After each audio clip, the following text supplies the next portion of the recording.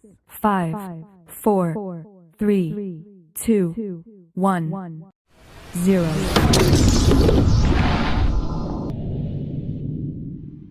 Oke nak, kita lanjut pembelajaran yang kedua yaitu bahasa Indonesia ya.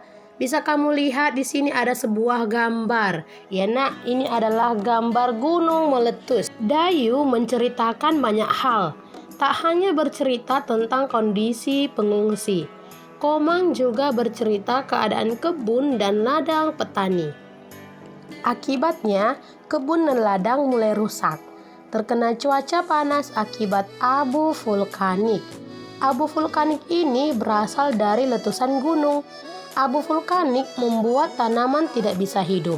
Jadi di sini nak ada gambar gunung meletus seperti Gunung Sinabung juga karena iya, gunung yang meletus itu nak akan mengeluarkan lahar panas dan ada juga material-material debu yang akan menjadi panas dan akan bisa jadi abu vulkanik. Dan abu vulkanik nak membuat tanaman atau hewan bisa mati. Jadi kita tidak bisa berada dekat gunung yang meletus ya. Siti mengajak teman-teman berdiskusi. Tanaman apa yang tepat ditanam pada daerah dan musim tertentu. Diskusi dimulai dengan mendata asal daerah dengan tanaman khasnya.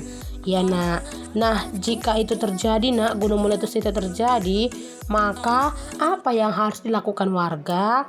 Maka nak, warga harus mengungsi, ya, harus mengungsi dan menjauh dari gunung meletus tersebut, ya karena akan mengeluarkan panas dan ada juga material-material debu. Itulah yang disebabkan nak mau tumbuhan atau hewan bisa mati ya. Di sini ada percakapan antara Edo dengan Siti. Siti bertanya, "Tanaman apa yang banyak tumbuh di daerahmu, Edo?" Lalu Edo menjawab, "Di Papua banyak pohon sagu. Kalau di daerahmu, tanaman apa yang tumbuh subur, Siti?" Lalu Siti menjawab, "Di Sumatera Barat, daerah asalku, padi tumbuh dengan subur." Lalu Edo menjawab, "Aku akan bawakan papeda untuk kalian. Papeda makanan khas Papua yang terbuat dari sagu." Nah, itu dia nak ya, makanan khas dari Papua itu adalah papeda. Kita bisa mencari informasi tanaman-tanaman yang tumbuh subur di daerah yang ada di Indonesia. Bisa kamu lihat ya nak ya, di sini ada sebuah tabel asal daerah, kemudian tanaman yang tumbuh subur. Ini nak, tanaman yang tumbuh subur pada setiap daerah berdasarkan tabel yang tadi ya. Yang pertama sekali itu nak, ada pohon sapu tangan ya, yang berasal dari Riau. Kemudian yang kedua ada pinang merah. Ini berasal dari Jambi. Oke, kemudian tanaman yang ketiga ada bunga puspa. Berasal dari Bangka Belitung. Kemudian yang keempat ada pohon nyamplung, yaitu berasal dari Jawa Timur. Oke, kemudian pohon selanjutnya yaitu ada pohon waru yang berasal dari Bengkulu. Dan ada juga tanaman cempaka kuning, yaitu berasal dari Aceh.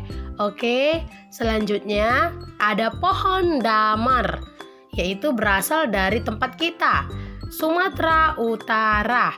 Ya nak, pohon damar. Kemudian ada pohon kayu manis, yaitu yang berasal dari Sumatera Barat. Dan untuk selanjutnya ada juga tanaman pohon duku ya, yang berasal dari Sumatera Selatan. Dan ada juga tanaman yaitu pohon kepel yang berasal dari Jawa Tengah. Itulah ya nak ya, tanaman-tanaman yang berasal dari setiap daerah. Kemudian ini bisa kita lanjut membaca ya nak ya. Di sini ada sebuah surat yang akan dibacakan Beni. ya. Lembang 10 Agustus 2017. Halo Benny, apa kabar? Aku sedang berada di Lembang, Bandung. Kami sekeluarga menjenguk nenek yang sedang sakit. Rumah nenek dikelilingi kebun sayur mayur yang luas. Beraneka jenis sayur ditanam warga di sana. Ada brokoli, tomat, cabai, dan sawi. Hanya saja beberapa hari ini hujan turun sangat lebat. Banyak sayur yang tidak bisa dipanen. Kasihan para petani, mereka mengalami gagal panen. Sudah dulu ya Benny, aku akan kembali jika keadaan nenek sudah membaik. Salam untuk teman-teman di sekolah. Dari Udin, sahabatmu. Nah, berdasarkan teks pesan tadi, apa yang Udin ceritakan pada surat di atas? Hujan yang tak kunjung berhenti bukan? Tahukah kamu dari mana asal hujan? Dan kemana perginya air hujan? Nah, coba kamu perhatikan nak. Di sini dari gambar ini dapat kamu amati bagaimana bisa turun hujan, lalu kemana air hujan itu turun. Ya, sekarang kita akan mengamati gambar. Di sini nak ada beberapa gambar ya. Bagaimana hujan terjadi? Susunlah gambar sehingga menjadi urutan yang tepat. Gambar yang pertama, gambar terjadinya hujan, ya, dan gambar yang kedua, air yang terkena panas matahari lalu menguap dan jadi awan.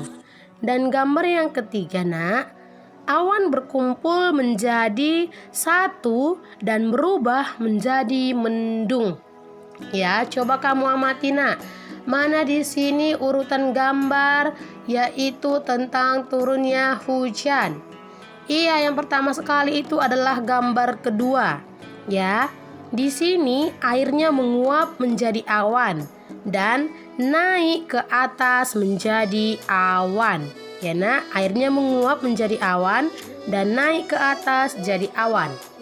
Lanjut, gambar yang kedua itu adalah nomor ketiga, gambar ketiga. Awan berkumpul menjadi mendung dan jadi awan yang kelabu. Dan untuk gambar yang terakhir itu dari gambar yang pertama ya. Awan jadi titik-titik air dan turunlah hujan. Inilah nak yang disebut dengan siklus turunnya hujan atau siklus air hujan. Paham ya? Kemudian, apakah kegiatanmu berubah saat terjadinya perubahan cuaca? Dan bagaimana pengaruh cuaca terhadap kehidupan manusia? Nah, ini tadi ya nak ya, gambar yaitu tentang siklus air hujan. Terjadinya hujan dimulai dari proses evaporasi. Ya nak, dari proses evaporasi yang disebabkan oleh sinar matahari. Apa itu proses evaporasi, nak? Proses evaporasi itu nak adalah air yang terdapat di sungai, laut, atau sumber lainnya yang akan mengalami penguapan. Nah, perhatikan gambar ini ya nak ya. Di sini ada matahari, kemudian ada awan, ya. Setelah itu terjadi proses kondensasi. Ya, proses kondensasi akan terjadi akibat hasil uap yang sudah naik. Uap air akan berubah menjadi embun. Suhu udara semakin meningkat dan membuat titik-titik embun semakin banyak dan memadat. Awan akan terbentuk dan angin akan membawa awan berisi butiran air menuju lokasi yang suhunya rendah. Oke, ini dia nah evaporasi atau evaporation, kemudian condensation, dan di sini bisa kamu lihat metaporation. Ya, pada gambar ada keterangannya enak ya. Awan-awan tersebut akan berkumpul menjadi awan besar yang berwarna kelabu.